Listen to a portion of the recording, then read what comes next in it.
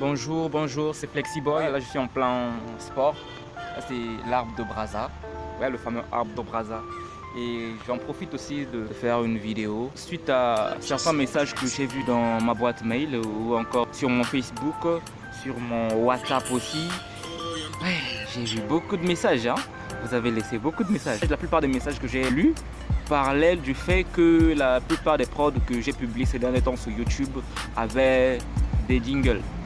Je suis un peu surpris que ça ne plaise pas à certaines personnes, que beaucoup de gens trouvent ça un peu malsain, méchant. Excusez-moi.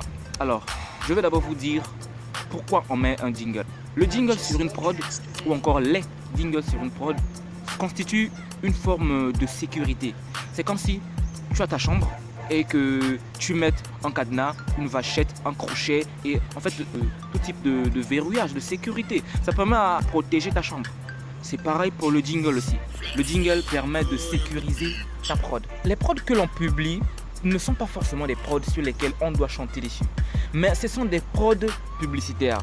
Ce sont des prods publicitaires. C'est comme ça qu'on dit, je crois. Primo, je ne suis pas rémunéré par YouTube, je ne suis pas rémunéré par Facebook, par Instagram, par TikTok ou par Twitter. Non, je ne suis pas rémunéré par ces plateformes.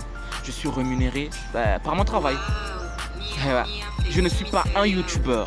Je ne suis pas un TikToker. Je suis un beatmaker. Il y a une différence entre les deux. Le beatmaker, lui, il tire profit de ses prods. Il y a une différence. Je ne suis pas rémunéré par YouTube. Parce que pour être rémunéré par YouTube, tu dois faire pratiquement des millions de vues et tu dois avoir, je crois, beaucoup de désabonnés. Bon, ça c'est, je crois, TikTok. Mais je crois que ce sont les mêmes principes. Hein. Je tiens d'abord à m'excuser parce que cette vidéo n'est pas une vidéo provocatrice ou encore impolie. Non, je fais cette vidéo avec beaucoup de respect pour ceux qui me soutiennent, pour ceux qui m'écoutent, pour ceux qui prennent le soin d'écouter mon travail.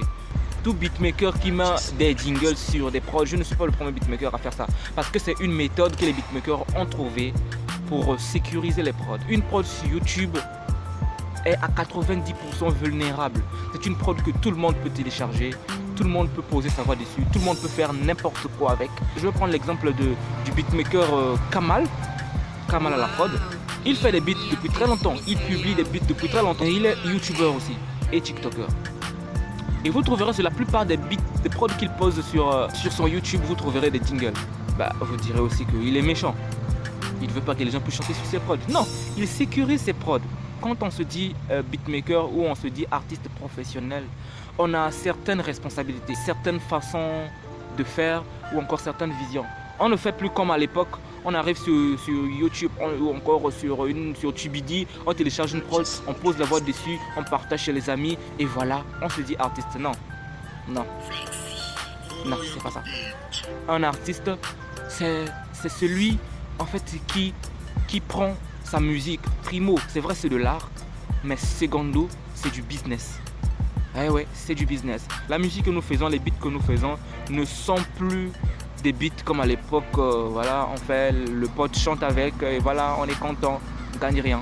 Non, en ce moment-ci, les beats ne sont plus comme ça. C'est du business. Quand je fais les prods, je sacrifie le temps, je sacrifie de l'énergie, je sacrifie de la connaissance, je sacrifie beaucoup de choses. La plupart des beatmakers professionnels vous le diront. Si cela vous a offensé, je tiens à m'excuser. Mais cela n'est pas pour autant que je vais enlever ces jingles. Non. C'est simplement pour vous dire que si quelqu'un veut faire une musique professionnelle, voilà, toute chose a un prix. Je ne suis pas sûr que tu vas chanter avec Yemi Alade, Fanico, Blaze, Suspect 95, juste comme ça, tu arrives, tu as ta prod, tu chantes facilement comme ça. Dans le même label où vous avez un contrat quelconque, oui, mais ce n'est pas gratuit. Il y a toujours l'échange derrière, parce que c'est du business. Beaucoup de beatmakers vivent de ça. C'est vrai, moi je ne vis pas encore de mes prods. Mes prods me permettent de trouver quelque chose, d'acheter un vesté. D'abord la connexion. Imaginez un peu la connexion qu'il me faut pour publier ces prods. Et tout cela, si je faisais simplement des prods gratuitement, du matin au soir, je fais des prods gratuitement, je publie, je n'ai rien du tout. Êtes-vous sûr qu'un jour, si ma machine tombe en panne, mes enceintes ne marchent plus, ou encore un incident arrivait, simplement l'électricité c'est payant. Et si quelque chose arrivait, comment est-ce que je ferais pour remédier à ça? Si je ne sécurise pas mes prods et que mes prods sont gratuites sur YouTube et qu'il n'y a aucune sécurité sur mes prods, cela veut dire que toute personne vient, télécharge, chante avec. Le beatmaker n'a rien. En fait, le beatmaker n'a absolument rien du tout. Et oui, le beatmaker n'a rien. Les prods sur YouTube ne sont pas faites pour poser la production. Mais simplement des prods pour signaler que le beatmaker peut vous faire cette prod, peut vous améliorer cette prod, peut vous faire la copie de ceci, peut vous... Les prods sur YouTube, j'ai les maquettes. J'ai les maquettes avec moi.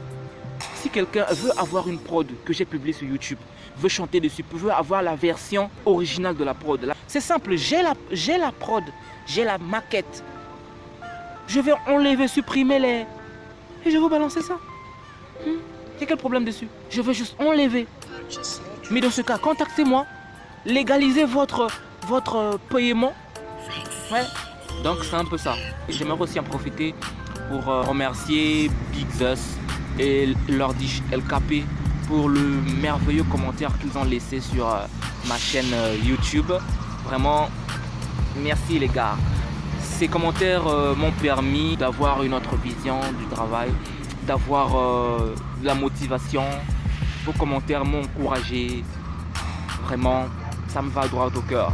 Et je tiens aussi à informer toute la communauté Facebook, TikTok ou la communauté YouTube qui me suivent que vos commentaires sont les bienvenus.